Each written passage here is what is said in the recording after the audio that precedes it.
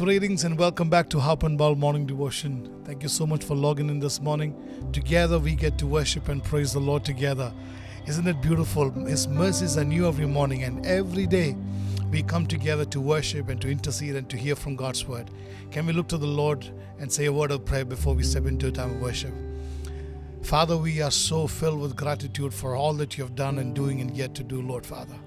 We thank you that you are the Lord over our lives, Lord Father. We thank you that we come together to worship you, Lord. We get a chance every day to worship you together, Lord. An opportunity to just glorify you, Lord Father. We thank you, Father, for all that you have done. And today we thank you, Father, for the word that we're going to hear, for the time that we're going to intercede. We pray, Holy Spirit, you'll prepare our hearts to receive the word. We give you praise. In Jesus' name we pray. Amen and amen and amen. Hallelujah.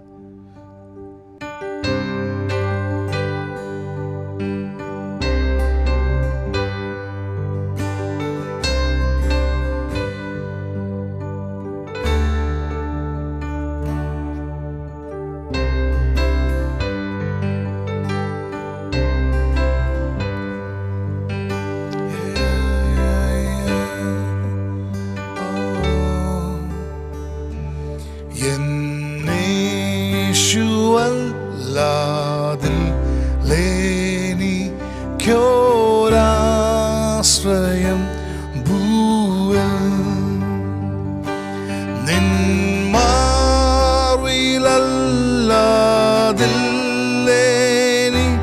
നിന്മാർവിലല്ലാതില്ലേനിക്കു വിശ്രാമം വേറെ ഈ പാരിലും ഭാരത്തിലും നിസ്തുല്യനൻ പ്രിയൻ N രക്ഷക N ദൈവമേ നീയല്ലാതെല്ലാരും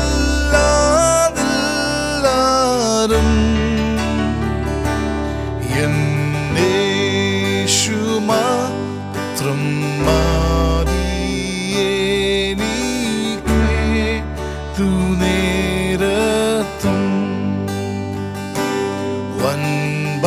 വൻഭാരങ്ങൾ പ്രയാസങ്ങൾ നേരിടും നേരത്തും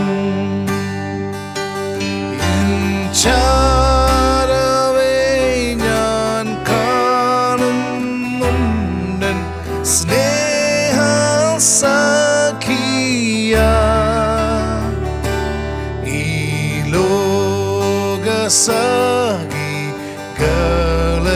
സഖികളെല്ലാരും മാറിപ്പോയാലും N രക്ഷക N ദൈവമേ നീയല്ലാതെല്ലാരും N യേശു മാത്രം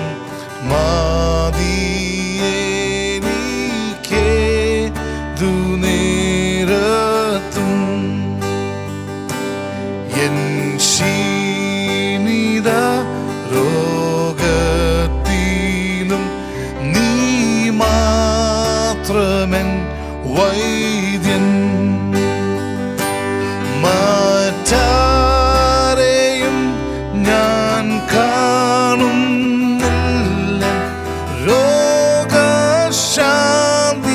രോഗശാന്തിക്കായി നിന്മാർവിധം എന്നാശ്രയം എന്നേശു കർത്താവേ എൻ രക്ഷക എൻ ദൈവമേ നീയല്ലാതെല്ലാരും എൻ യേശു മാത്രം മതിയെനിക്കേതു നേരത്തും എൻ രക്ഷക എൻ ദൈവമേ നീയല്ലാതെല്ലാരും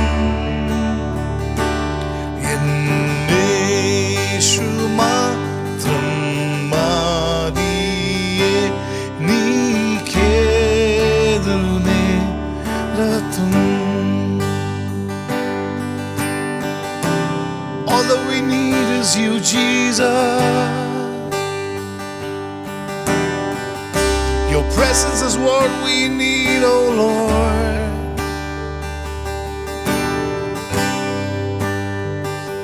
Hallelujah.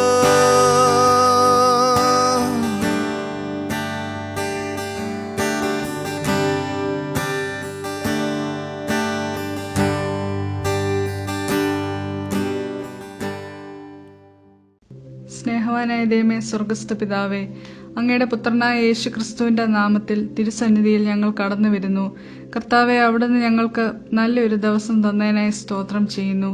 കർത്താവെ, അങ്ങയുടെ സന്നിധിയിൽ സന്തോഷത്തോടെ, നന്ദിയോടെ, സ്തോത്രത്തോടെ കടന്നു വന്ന് അങ്ങയെ ആരാധിക്കുവാനും മഹത്വപ്പെടുത്തുവാനും തന്ന കൃപയ്ക്കായി സ്തോത്രം ചെയ്യുന്നു. അങ്ങയുടെ മനസ്സലിവിനായി, ദയക്കായി അങ്ങയെ സ്തുതിക്കുന്നു. എൻ മനമേ യഹോവയെ വാഴ്ത്തുക, എൻ്റെ സർവ്വാന്തരംഗവുമേ അവൻ്റെ വിശുദ്ധ നാമത്തെ വാഴ്ത്തുക. എൻ മനമേ യഹോവയെ വാഴ്ത്തുക, അവൻ്റെ ഉപകാരങ്ങളൊന്നും മറക്കരുത്. അതേ കർത്താവെ, ഞങ്ങൾ അങ്ങയെ വാഴ്ത്തുന്നു, സ്തുതിക്കുന്നു. അവിടുന്ന് ഞങ്ങളുടെ സങ്കേതവും ബലവും ഞങ്ങളുടെ ആശ്രയമായിരിക്കയാൽ സ്തോത്രം ചെയ്യുന്നു. അവിടുന്ന് ഞങ്ങളെ വീണ്ടെടുത്ത് അങ്ങയുടെ മക്കളാക്കി തീർത്തതിനായി സ്തോത്രം. കർത്താവെ, ഇന്നേ ദിവസം ഞങ്ങളെ അവിടുത്തെ കരങ്ങളിൽ സമർപ്പിച്ച് പ്രാർത്ഥിക്കുന്നു. കർത്താവിനെ പ്രസാദിപ്പിക്കുന്നവരായി, കർത്താവിന് യോഗ്യമാവണ്ണം നടക്കുവാൻ, ആത്മീയമായ സകല ജ്ഞാനത്തിലും വിവേകത്തിലും വളർന്നു വരുവാൻ, അങ്ങയുടെ ഇഷ്ടത്തിൻ്റെ പരിജ്ഞാനത്തിലും അങ്ങയെക്കുറിച്ചുള്ള പരിജ്ഞാനത്തിലും വളരുവാൻ, സകല സൽപ്രവൃത്തിയിലും ഫലം കായ്ക്കുവാൻ സഹായിക്കണമേ. കർത്താവെ, ഞങ്ങൾ ഈ സമയം COVID-19 മൂലം പ്രയാസം അനുഭവിക്കുന്നവരെ ഓർത്ത് പ്രാർത്ഥിക്കുന്നു. അവിടുന്ന് സൗഖ്യമാക്കണമേ, ആശ്വസിപ്പിക്കണമേ. ഈ പ്രത്യേക സാഹചര്യത്തിൽ പലവിധമായ കഷ്ടങ്ങളും പ്രയാസങ്ങളും അനുഭവിക്കുന്നവരെ ഞങ്ങൾ ഓർത്ത് പ്രാർത്ഥിക്കുന്നു. ജോലി നഷ്ടപ്പെട്ടവർ, ഫിനാൻഷ്യൽ ക്രൈസിസിലൂടെ കടന്നു പോകുന്നവർ, മറ്റു പലവിധ നഷ്ടങ്ങൾ ജീവിതത്തിൽ സംഭവിച്ചവർ, എല്ലാവരെയും അവിടുന്ന് ആശ്വസിപ്പിക്കണമേ, സഹായിക്കണമേ, പുതുവഴികൾ തുറക്കണമേ. ഞങ്ങളിപ്പോൾ കേരളത്തിനായി പ്രാർത്ഥിക്കുന്നു. കോവിഡിൽ നിന്നും കമ്മ്യൂണിറ്റി സ്പ്രെഡിൽ നിന്നൊക്കെയും വിടുവിക്കണമേ. ഗവൺമെൻറ് അതോറിറ്റീസിന് റൈറ്റായിട്ടുള്ള ഡിസിഷൻ എടുക്കുവാൻ കൃപ നൽകണമേ. ഇന്ത്യക്കായിട്ട് മറ്റ് ലോകരാജ്യങ്ങൾക്കായി ഞങ്ങൾ പ്രാർത്ഥിക്കുന്നു. കർത്താവെ, ഈ മഹാമാരിയിൽ നിന്ന് വിടുവിക്കണമേ. കർത്താവെ, സുവിശേഷം കേട്ടിട്ടില്ലാത്തവർ അങ്ങേ അറിയുവാനും രക്ഷകനും കർത്താവുമായി സ്വീകരിക്കുവാൻ ഈ സാഹചര്യങ്ങൾ ഇടയാക്കുമാറാകണമേ എന്ന് പ്രാർത്ഥിക്കുന്നു. കർത്താവെ, ഈ സമയത്ത് ഞങ്ങൾ ചർച്ചിനായി പ്രാർത്ഥിക്കുന്നു. ഞങ്ങളുടെ പാസ്റ്റേഴ്സിനെ കുടുംബമായി ഞങ്ങൾ അനുഗ്രഹിച്ച് പ്രാർത്ഥിക്കുന്നു. ഓരോ ഫാമിലിയെ ഓർത്ത് പ്രാർത്ഥിക്കുന്നു. കർത്താവെ, എല്ലാ മെമ്പേഴ്സിനെ ഓർത്ത് പ്രാർത്ഥിക്കുന്നു. ഡിവൈൻ പ്രൊട്ടക്ഷൻ, ഡിവൈൻ പ്രൊവിഷൻ ഒക്കെ നൽകി അനുഗ്രഹിക്കണമേ. പലവിധമായ പ്രയാസങ്ങളിലൂടെ കടന്നു പോകുന്നവരെ ഞങ്ങൾ ഓർത്ത് പ്രാർത്ഥിക്കുന്നു.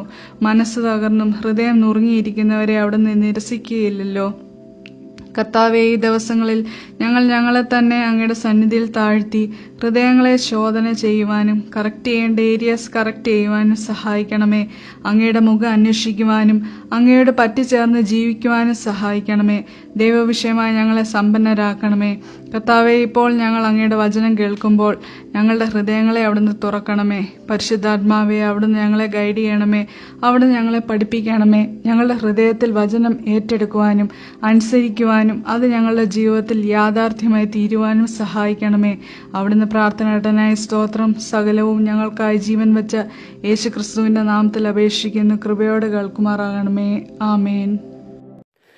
കർത്താവിൽ പ്രിയരെ, വളരെ പ്രധാനപ്പെട്ട ഒരു സന്ദേശമാണ് കർത്താവ് ഈ പ്രാവശ്യം എനിക്ക് നൽകിയേക്കുന്നത്.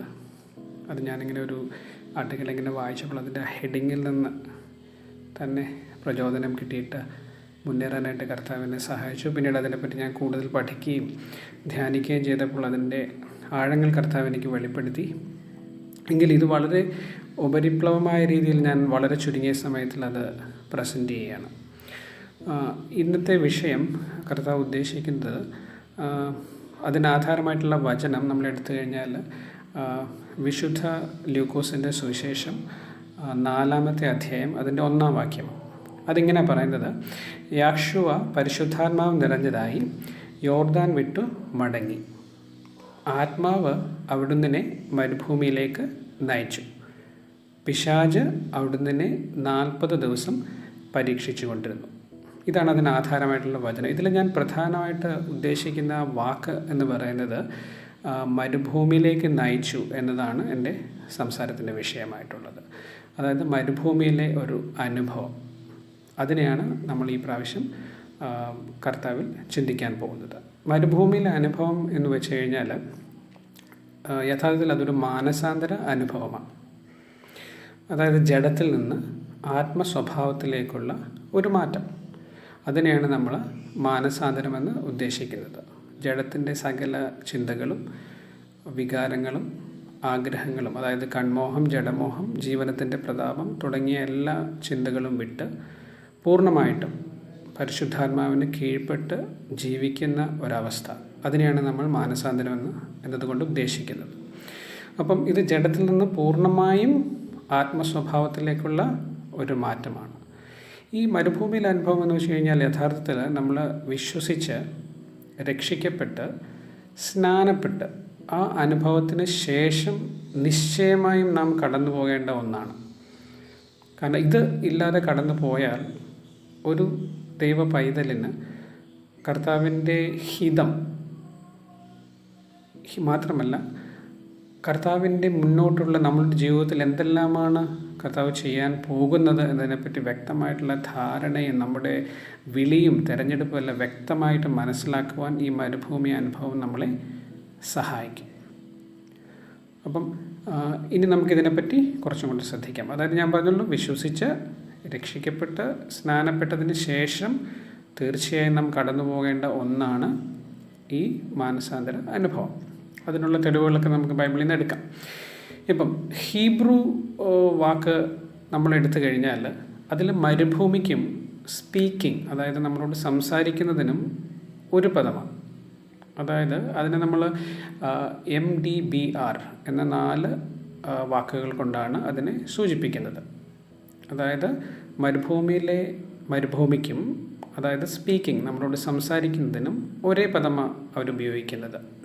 അതായത് മരുഭൂമി അനുഭവം എന്ന് പറഞ്ഞാൽ കർത്താവിൻ്റെ ആത്മാവ് നമ്മോട് നിരന്തരം സംസാരിക്കുകയും ഇടപെടുകയും ചെയ്യുന്ന അനുഭവത്തിനെയാണ് മരുഭൂമി അനുഭവം എന്നതുകൊണ്ട് ഞാൻ ഉദ്ദേശിക്കുന്നത്. അവിടെ നമ്മളുടെ ചെവിയും നമ്മളുടെ കണ്ണും നമ്മളുടെ ത്വക്കും മൂക്കും എല്ലാം, നമ്മളുടെ വികാരങ്ങളും ചിന്തകളും നമ്മളുടെ ആഗ്രഹങ്ങളെല്ലാം നമ്മൾ അടച്ചിട്ട് നമ്മൾ പൂർണ്ണമായും ദൈവത്തിൻ്റെ വാക്കുകൾക്ക് ചെവി കൊടുക്കുകയാണ്. അതിനെയാണ് നമ്മൾ മരുഭൂമിയിലെ അനുഭവം എന്ന് പറയുന്നത്. നിരന്തരമായി ദൈവത്തിൽ നിന്ന് കേൾക്കുന്ന അവസ്ഥ, അതിനെയാണ് നമ്മൾ മരുഭൂമിയിലെ അനുഭവം എന്നതുകൊണ്ട് ഉദ്ദേശിക്കുന്നത്. നിരന്തരം പരിശുദ്ധാത്മാവ് നമ്മൾ ഇടപെടുന്നു, അതോടൊപ്പം നമ്മൾ ജയിക്കുകയും ചെയ്യുന്നു. അവിടെ നമ്മളൊരിക്കലും പരാജയം ഉണ്ടാവുന്നില്ല. അങ്ങനെ നമ്മൾ ജയിക്കുന്നു, എന്നിട്ട് ഏറ്റവും കൂടുതൽ സംവദിക്കുന്നു പരിശുദ്ധാത്മാവ് നമ്മോട്.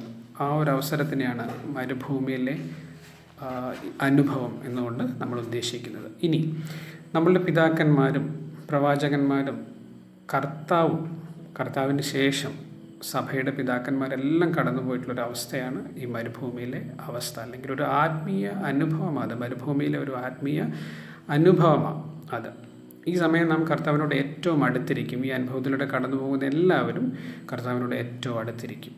അതായത് 24 മണിക്കൂറും 24/7 കർത്താവ് നമ്മളോടും നമ്മൾ കർത്താവിനോടും സംസാരിക്കുന്നൊരവസ്ഥയാണ് ഈ മരുഭൂമിയിലെ അവസ്ഥ. അതായത് ഏറ്റവും കൂടുതൽ നാം സംസാരിക്കുന്നത് നമ്മുടെ പ്രിയപ്പെട്ട കർത്താവിനോടായിരിക്കും. യോഹന്നാൻ ആ ഹൃദയത്തോടെ ഏറ്റവും ചേർന്നിരുന്നത് പോലെ ആ ഹൃദയത്തിൻ്റെ മിടിപ്പുകൾ വരെ മനസ്സിലാക്കാൻ പറ്റുന്ന ഒരവസ്ഥയിലേക്ക് യോഹന്നാൻ ഇരുന്നത് പോലെ നാമും ഏറ്റവും ചേർന്ന് കർത്താവിൻ്റെ വാക്കുകൾക്ക് ചെവി കൊടുക്കുന്ന ഒരു സമയമാണ് ഈ മരുഭൂമിയിലെ അവസ്ഥ എന്ന് പറയുന്നത്. പക്ഷേ ഇതിനൊരു പ്രശ്നമുണ്ട്. എന്ന് വെച്ച് കഴിഞ്ഞാൽ നമുക്ക് ഏറ്റവും അധികം പോരാട്ടവും നേരിടേണ്ടി വരുന്നത് ഈ സമയമാണ്. അതായത് യഥാർത്ഥ മരുഭൂമി അനുഭവത്തിൽ ജീവിക്കുന്ന ഒരു ദൈവ പൈതലിന് അവന് നിരന്തരം ആത്മാവിൻ്റെ പോരാട്ടത്തെ നേരിടേണ്ടി വരും. അതായത് നമ്മുടെ പോരാട്ടത്തിനുള്ളത് ജഡികങ്ങളായിട്ടുള്ള കാര്യങ്ങളോടല്ല അവന് നേരിടേണ്ടി വരിക. പകരം അവന് ആത്മാവിൻ്റെ ശക്തികളോട്, ദുർശക്തികളോടായിരിക്കും അവന് നേരിടേണ്ടി വരിക. പക്ഷേ ഒരു കാര്യം ഉറപ്പിക്കാം, ഈ പോരാട്ടത്തിൽ ജയം ആ ആത്മീയ മനുഷ്യനോട് കൂടെ മാത്രമേ നിൽക്കത്തുള്ളൂ. ഒരിക്കലും സാത്താനും അവൻ്റെ കൂട്ടാളികൾക്ക് നമ്മളെ തോൽപ്പിക്കാനായിട്ട് കഴിയത്തില്ല. അപ്പം കർത്താവിൻ്റെ ആഗ്രഹം അറിയാൻ നമ്മൾ എന്ത് ചെയ്യണം? സാധാരണ നമ്മൾ എന്താ ചെയ്യുന്നത്? നമ്മൾ ലോഗോസ് അല്ലെങ്കിൽ വചനം നമ്മെ സഹായിക്കും. പക്ഷേ എന്നാൽ റേമ, അതായത് കർത്താവിൽ നിന്നുള്ള അരുളപ്പാടുകൾ നമ്മളെ പുതിയ പാതകളിലേക്ക് സ്ഥലങ്ങളിലേക്ക്, ആത്മീയ തലങ്ങളിലേക്ക്, ഞാൻ കഴിഞ്ഞ പ്രാവശ്യം പറഞ്ഞതുപോലെ 3-ാം സ്വർഗ്ഗ തലങ്ങളിലേക്ക്, അനുഭവങ്ങളിലേക്ക്, ചില വെളിപ്പാടുകളിലേക്ക്, കർത്താവിൻ്റെ ഇടപെടലുകളിലേക്ക്, ദൈവമായിട്ടുള്ള ചില എൻകൗണ്ടറുകളിലേക്ക് നമ്മളെ നയിക്കും. അപ്പം ഇതെല്ലാം നമ്മളെ ഈ മരുഭൂമി അനുഭവത്തിൽ നിന്ന് നമുക്ക് കിട്ടുന്ന കാര്യങ്ങളാണ്.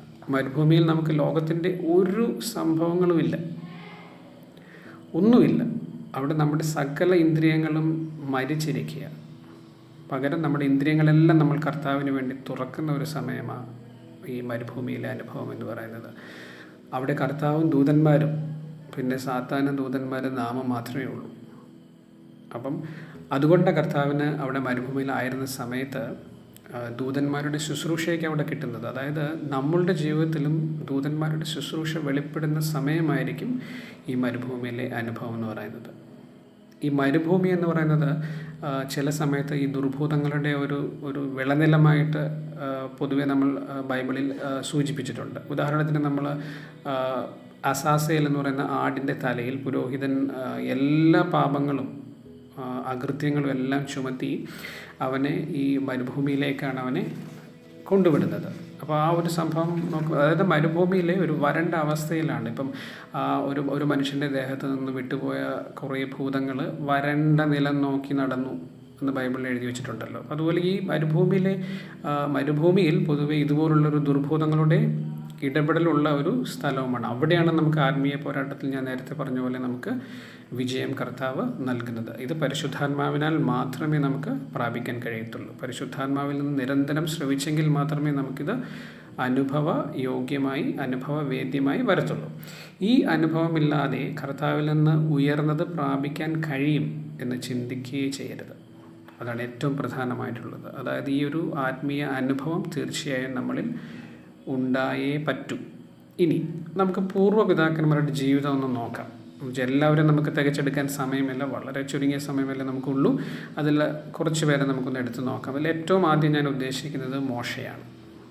മോശയെ നമ്മൾ നോക്കിക്കഴിഞ്ഞാൽ മോശയുടെ തുടക്ക ജീവിതം എന്ന് വെച്ച് കഴിഞ്ഞാൽ രാജകുമാരനായിട്ട് സകല സൗഭാഗ്യങ്ങളിലും ലോകത്തിൻ്റെ എല്ലാ കാര്യങ്ങളിലും മുഴുകി ജഡികതയിലാണ് ജീവിക്കുന്നത്.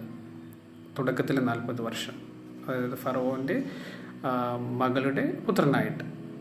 പക്ഷെ അവൻ്റെ ഉള്ളിൽ അവൻ്റെ അമ്മയും അച്ഛനും അഹരോനും മിറിയവും എല്ലാം ഇട്ട വിത്തുണ്ട്. പക്ഷെ അവൻ 40 വർഷം എടുത്തു അവന് വേറൊരു രീതിയിൽ മറിച്ച് ചിന്തിക്കാനായിട്ട്. അങ്ങനെയാണ് അവൻ ഇസ്രായേലിനെ പുറത്തു കൊണ്ടുവരുന്നതിനെ പറ്റി ആലോചിച്ചു തുടങ്ങി. അങ്ങനെ ആലോചിച്ചു തുടങ്ങിയപ്പോൾ അവൻ ജഡികതയിൽ നിന്ന് ചില കാര്യങ്ങൾ ചെയ്യാൻ നോക്കി. ഒരു മിസ്രയീമിനെ കൊന്നു. പക്ഷേ അതിലൊന്നും ആരും അവനെ വിശ്വസിച്ചില്ല. അവൻ അവിടെ നിന്ന് ഒരു ജഡത്തിൽ നമ്മളൊരു കാര്യം ചെയ്യാൻ നോക്കിയാൽ പലപ്പോഴും ഭയം നമ്മെ കീഴ്പ്പെടുത്തി നമ്മൾ നിൽക്കുന്ന അവസ്ഥയിൽ നമ്മളെ വേറിട്ട് മാറ്റുന്ന അവസ്ഥയിലേക്ക് കൊണ്ടുപോകും. പിന്നെ അവൻ അടുത്ത 40 വർഷം മരുഭൂമിയിൽ ജീവിക്കുക. പക്ഷേ ആ മരുഭൂമിയിൽ ജീവിക്കുമ്പോൾ അതിൻ്റെ കുറേ സമയത്തോളം, അതിൻ്റെ ഏകദേശം അവസാന സമയത്തോളം എത്തുമ്പോൾ മാത്രമാണ് അവന് ദൈവമായിട്ടൊരു എൻകൗണ്ടർ, ഒരു ഇടപെടൽ ഉണ്ടാകുന്നത്. പക്ഷെ അതിനുശേഷം അവൻ്റെ ജീവിതം മരുഭൂമി അനുഭവമാണ്. അത് അവൻ ഇസ്രായേൽ ജനത്തിനോട് കൂടെ ചെങ്കടൽ കടന്ന് ഒരു മരുഭൂമിയിൽ നിന്ന് മറ്റൊരു മരുഭൂമിയിലേക്കുള്ളൊരു യാത്രയാണ് അവിടെ നമുക്ക് കാണാൻ പറ്റുക. അതായത് സിൻ മരുഭൂമിയിൽ നിന്ന് പിന്നെ മറ്റേ കർത്താവ് നേരിട്ട് ഇറങ്ങി വന്ന ആ മലയുടെ അതും ഒരു മരുഭൂമി നിൽക്കുന്ന സ്ഥലമാണ്. അവിടെയെല്ലാം മോശെ ഒരു മരുഭൂമി അനുഭവത്തിലൂടെ നീങ്ങിപ്പോവുകയാണ്. സകലതും കർത്താവ് പറയുന്നത് കേട്ട് അനുസരിച്ച് ഇത്രയും വലിയൊരു ജനതയെ ഒരല്ലലും അലട്ടലും ഇല്ലാതെ മുന്നോട്ട് കൊണ്ടുപോകുന്ന അവസ്ഥ. പക്ഷേ ഇസ്രായേൽ ജനത്തിൻ്റെ കാര്യം ശ്രദ്ധിക്കണേ. നമ്മൾ മരുഭൂമി അവസ്ഥയിലാണ് അവർ കടന്നു പോകുന്നതെങ്കിലും അവരുടെ ചിന്താഗതി നോക്കിക്കുകയും എന്ന് വെച്ചാൽ അവർക്ക് ദൈവത്തെ കാണാം, ദൈവത്തിൻ്റെ സാന്നിധ്യമുണ്ട്. അതായത് മേഘമായിട്ടും അഗ്നി സ്തംഭമായിട്ടും എല്ലാം ദൈവത്തിൻ്റെ സാന്നിധ്യമുണ്ട്. ദൈവത്തിൻ്റെ പ്രൊവിഷൻസ് ഉണ്ട്. മന്നയായിട്ട് ദൈവത്തിൻ്റെ വചനം തന്നെ മന്നയായിട്ട് വരുന്നുണ്ട്. ദൈവത്തിൻ്റെ സംരക്ഷണമുണ്ട്, എല്ലാം ഉണ്ട്. പക്ഷേ അവിടെ അവർ മിസ്രയീമിലേക്ക് തിരിഞ്ഞ് മിസ്രയീമാണ് നല്ലത് എന്ന് പറഞ്ഞ് പിറുപിറുക്കുന്ന ഒരവസ്ഥ കാണാം. ഇതുപോലെ ഈ മരുഭൂമി അവസ്ഥയിൽ നമ്മൾ ആയിരിക്കുന്ന സമയം, ദൈവത്തോട് അടുത്തിരിക്കുന്ന സമയം നമ്മൾ പിറുപിറുപ്പ് നമ്മുടെ ഉള്ളിൽ കടന്നു വരുന്നെങ്കിൽ നമ്മളത് മാറ്റി കളയേണ്ടതാണ്. എൻ്റെ പ്രിയ സഹോദരങ്ങൾ, ഞാനത് നിങ്ങളെ ഓർമ്മിപ്പിക്കുന്നു.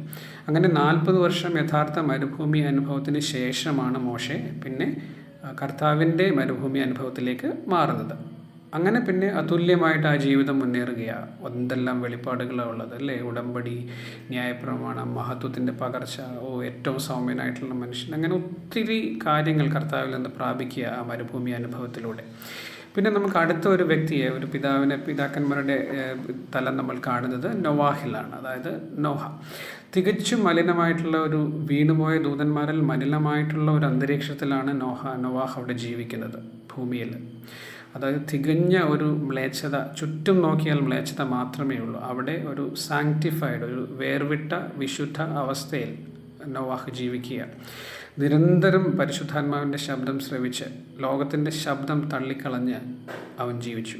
അത് നമുക്കറിയാം, അവന് കപ്പൽ പോലും ഉണ്ടാക്കാൻ അറിയത്തില്ല. പക്ഷേ എല്ലാം പരിശുദ്ധാത്മാവൻ അവനോട് ഇടപെട്ട് സകലതും അവന് പറഞ്ഞു കൊടുത്ത് കർത്താവ് അവനെ നയിച്ച് അവന് വേണ്ടി മാത്രം, അവനും അവൻ്റെ കുടുംബത്തിനും വേണ്ടി മാത്രം കർത്താവ് ഇടപെടുന്നൊരു സമയമാണ് നമ്മളവിടെ കാണുന്നത്. ചിലപ്പോൾ കർത്താവ് അങ്ങനെയാണ് നമ്മുടെ ജീവിതത്തിൽ ഇടപെടുന്നത്. കർത്താവിന് ലോകത്തുള്ള എല്ലാവരെയും അല്ല വേണ്ടത്, ചിലപ്പോൾ ഒറ്റ വ്യക്തിയായിരിക്കാം. ആ വ്യക്തി നമ്മളായിരിക്കാനായിട്ട് ഞാൻ നിങ്ങളെ ഉത്തേജിപ്പിക്കുന്നു.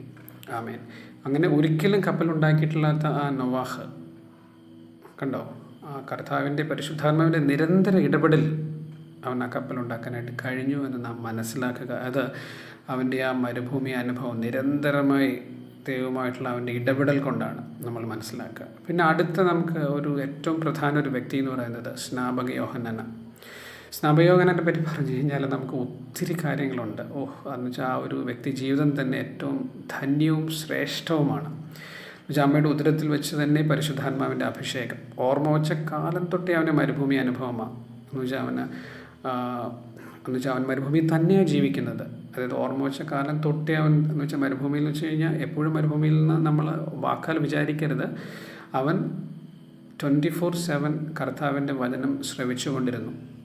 അതാണ് പുത്രൻ ലോകത്തിലേക്ക് വരുന്നത് അവന് വ്യക്തമായിട്ട് മനസ്സിലായതും ആ പുത്രന് വഴി കാണിക്കാനായിട്ട്, ഒരു വഴികാട്ടിയായിട്ട് ഇതാ ലോകത്തിന് ചൂണ്ടിക്കാണിച്ചു കൊടുക്കാൻ, ലോകത്തിൻ്റെ പാപം ചുമക്കുന്ന ദൈവത്തിൻ്റെ കുഞ്ഞാടെന്ന് ലോകത്തിന് കാണിച്ചു കൊടുക്കുവാൻ അവന് കഴിഞ്ഞത് പരിശുദ്ധാത്മാവായിട്ടുള്ള ഈ നിരന്തര ഇടപെടലിലാണ്. അപ്പം എന്നിട്ടെന്തോ ആ കർത്താവിനെ സ്നാനം കഴിപ്പിക്കാനും കർത്താവിനെ കാണിച്ചു കൊടുക്കാനും അങ്ങനെ ഒരു ഏറ്റവും മഹത്തായ ഒരു അവസ്ഥയിലാണ് അവൻ എത്തിച്ചേർന്നത്. അതുകൊണ്ടാണ് ഈ നിരന്തര മരുഭൂമി അനുഭവം ഉള്ളത് കൊണ്ടാണ് അവനെ സ്ത്രീകളിൽ നിന്ന് ജനിച്ചവരിൽ ഏറ്റവും ശ്രേഷ്ഠനായി എണ്ണുന്നത്. ബാക്കി ആരും ഇത്രയും മരുഭൂമി അനുഭവത്തിലൂടെ കടന്നു പോയിട്ടില്ല. മോശയായാലും നമുക്കറിയാം അവസാനത്തെ 40 വർഷമാണ്. പക്ഷേ യോഹന്നാൻ അങ്ങനെയല്ല. യോഹന്നാൻ ജനിച്ചിട്ട് മരിക്കുന്നത് വരെ ചെറിയൊരു അവിശ്വാസം വന്നോ എന്ന് നമുക്ക് ഇടയ്ക്ക് തോന്നുന്ന അത്രയേ ഉള്ളൂ. അല്ലാത്ത സമയം മുഴുവൻ പൂർണ്ണമായിട്ടും മരുഭൂമി അനുഭവത്തിലൂടെ കടന്നുപോയ വ്യക്തിയാണ്. അതുകൊണ്ടാണ് കർത്താവിനെ, നമ്മുടെ പ്രിയ കർത്താവിൻ്റെ ലോകത്തിന് കാണിച്ചു കൊടുക്കുവാൻ കർത്താവ് അവനെ തിരഞ്ഞെടുത്തത്. ഇതുപോലെ നമ്മളും കർത്താവിനോട് ചേർന്നിരിക്കുകയാണെങ്കിൽ ഈ മരുഭൂമി അനുഭവത്തിലൂടെ കടന്നു പോകാൻ നാമും നമ്മുടെ ഹൃദയത്തിൽ തീർച്ചപ്പെടുത്തുകയാണെങ്കിൽ കർത്താവ് നമ്മളെക്കൊണ്ട് അനേകം വലിയ കാര്യങ്ങൾ ചെയ്യും. ഇനി നമുക്ക് നോക്കാൻ പറ്റുന്നത് പൗലോസ് തന്നെയാണ്. കണ്ടോ, കർത്താവുമായിട്ട് എൻകൗണ്ടർ ദമാസ്കസിൻ്റെ പടിവാതിൽക്കൽ വെച്ച് ഉണ്ടായതിന് ശേഷം അവന് മാനസാന്തരം, പിന്നെ അവൻ സ്നാനമെടുത്തു, എന്നിട്ട് നേരെ പോയത് അറേബ്യൻ മരുഭൂമിയിലാണ്. ഈ അറേബ്യൻ മരുഭൂമിയിൽ നിന്ന് കഴിഞ്ഞിട്ട് പിന്നീട് അവൻ ദമാസ്കസിലാണ് പോകുന്നത്. ദമാസ്കസിനെ പറ്റി പറയുമ്പോൾ നമ്മൾ ഒരു കാര്യം ഞാൻ പറഞ്ഞിട്ട്, ആഹാബ് എന്ന് പറയുന്ന ഇസ്രായേലിൽ ഒരു വളരെ മ്ലേച്ഛനായിട്ടുള്ളൊരു രാജാവുണ്ടായിരുന്നു. അവൻ എന്ത് ചെയ്തെന്ന് വെച്ച് കഴിഞ്ഞാൽ, അവൻ ദമാസ്കസിൽ പോയപ്പം അവിടെ ഒരു അന്യ ദൈവത്തിൻ്റെ യാഗപീഠം കണ്ടു. എന്നിട്ട് അവൻ എന്ത് ചെയ്യുന്ന പറയുമ്പോൾ അതിൻ്റെ കോപ്പി എടുത്ത് അവനെ ഊരിയ പുരോഹിതന് അയച്ചു കൊടുത്തിട്ട് ഇതുപോലെ ഉണ്ടാക്കാൻ പറഞ്ഞു. അപ്പം ഞാൻ പറയുന്നത്, ഈ പൗലോസ് കർത്താവിൽ നിന്ന് ഈ ഒരു അറേബ്യൻ അല്ലെങ്കിൽ മരുഭൂമിയിലെ അനുഭവം കഴിഞ്ഞ് പിന്നെ നേരെ പോയത് ദമസ്കസിലേക്കാണ്. എന്ന് വെച്ചാൽ എന്താണെന്ന് വെച്ചാൽ നിങ്ങൾ തന്നെ അത് ചിന്തിച്ചുകൊള്ളുക. എന്ന് വെച്ചാൽ ആഹാബ് ചെയ്ത പ്രവൃത്തിയെ മറികടക്കുവാൻ, അവിടെയുള്ള ദുർഭൂതങ്ങളെ തകർത്ത് കളയുവാൻ, അവിടെയുള്ള സാത്താൻ്റെ സൈന്യത്തെ തകർക്കുവാൻ കർത്താവ് പിന്നീട് അനേക തലമുറകൾക്ക് ശേഷം പൗലോസിനെ ഉപയോഗിക്കുന്നത് നമുക്കവിടെ കാണാൻ കഴിയും. ഇനി നമുക്ക് കർത്താവിൻ്റെ ആദ്യം നമ്മൾ കേട്ട വചനത്തിലേക്ക് തിരിച്ചു വരാം. അവിടെ കർത്താവ് ഒന്നുകൂടെ നമ്മൾ വായിച്ചാൽ ലൂക്ക് 4:14 നമ്മൾ വരുമ്പോൾ അവിടെ യാക്ഷുവ ആത്മാവിൻ്റെ ശക്തിയോടെ ഗലീലയ്ക്ക് മടങ്ങിച്ചെന്നു എന്നവിടെ എഴുതിയിരിക്കുന്നത് കാണാം. അതായത് സാത്താനാൽ പരീക്ഷയെല്ലാം കഴിഞ്ഞ് ജയിച്ചതിന് ശേഷം, വചനത്താൽ എല്ലാം ജയിച്ചതിന് ശേഷം ആത്മാവിൻ്റെ ശക്തിയോടെ ഗലീലയ്ക്ക് മടങ്ങിച്ചെന്നു എന്നവിടെ എഴുതി വച്ചിരിക്കുന്നത് നമ്മൾ വായിക്കുന്നു. അതായത് ഞാൻ പറഞ്ഞു വന്നതിൻ്റെ അർത്ഥം ചുരുക്കം എന്ന് വെച്ച് കഴിഞ്ഞാൽ ഏത് മനുഷ്യനും നമ്മുടെ ജീവിതത്തിൽ ഒരു മരുഭൂമി അനുഭവം വേണം. അത് നമ്മുടെ പിതാക്കന്മാർക്ക് അതുണ്ടായിരുന്നു. അവരെ കർത്താവ് എത്രമാത്രം ഉപയോഗിച്ചു, ദൈവം അവരെത്ര മാനിച്ചു എന്ന് നമുക്ക് മനസ്സിലാക്കി. ഇതുപോലെ പക്ഷേ ആ മരുഭൂമി അനുഭവം കഴിഞ്ഞ് നമ്മുടെ കർത്താവ് ആത്മാവിൻ്റെ പരിശുദ്ധാത്മാവിൻ്റെ ശക്തിയോടെയാണ് മടങ്ങി വരുന്നത്. ഇതുപോലെ നാമും പരിശുദ്ധാത്മാവിൻ്റെ ശക്തിയോടെ മരുഭൂമി അനുഭവം പ്രാപിച്ച് മുന്നേറുവാനാണ് കർത്താവ് നമ്മളെ കൊണ്ട് ഉദ്ദേശിക്കുന്നത്. അതിന് സകലരെയും സർവശക്തനായ നമ്മളുടെ പിതാവ് യഹോവ പുത്രൻ്റെ മനോഹരമായ നാമം ഉപയോഗിച്ച് ലോകം മുഴുവൻ വെട്ടിപ്പിടിക്കുവാൻ, അവിടുത്തെ രാജ്യം വിശാലമാക്കുവാൻ പരിശുദ്ധാത്മാവിൻ്റെ പൂർണ്ണ ശക്തിയിൽ നാം ഓരോരുത്തരെയും സഹായിക്കട്ടെ, അനുഗ്രഹിക്കട്ടെ എന്ന് പ്രാർത്ഥിച്ചുകൊണ്ട് ഞാൻ എൻ്റെ ഈ ചെറിയ സന്ദേശം അവസാനിപ്പിക്കും. I just keep trusting my Lord as I walk along. I just keep trusting my Lord, He gives me a song.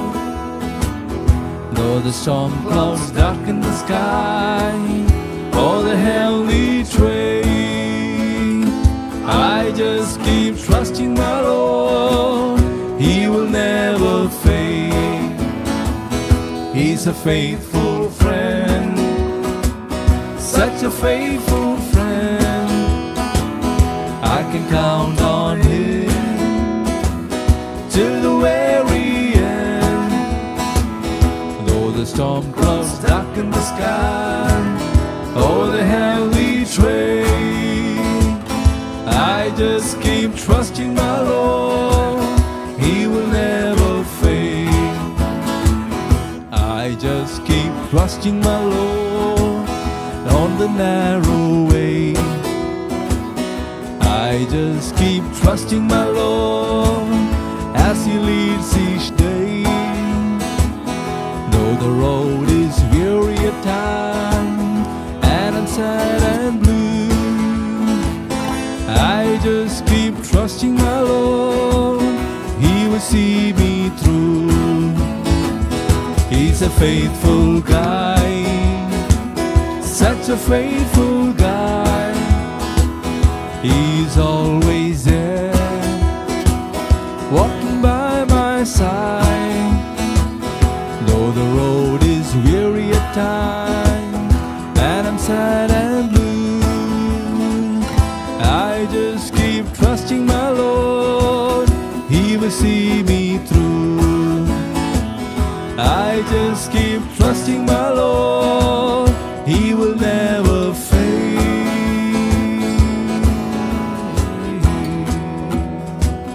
He will never fail.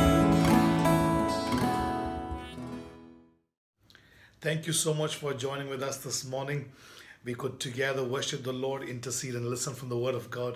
Can we look to the Lord in prayer as we close for this morning? Father, we want to thank you for this beautiful morning, Lord Father. We want to thank you, Father, for the word that was spoken. We pray, oh God, today as we continue to go ahead with our schedule for the day. Father, we pray, Holy Spirit, you will guide us every step, Lord Father. Help us to do the will of God. Help us not to take a decision that is not your will, Lord Father. But I pray, Father, today we will live a life that will glorify your name, Jesus, Father. We thank you for every families, Lord, every individual who are watching us, Lord, every youngster, every boy and every girl and every family, or everyone who is watching us, Father. We speak a blessing over everyone, Lord Father. We pray, Father, for God's miraculous ways to be opened upon their lives, Lord Father.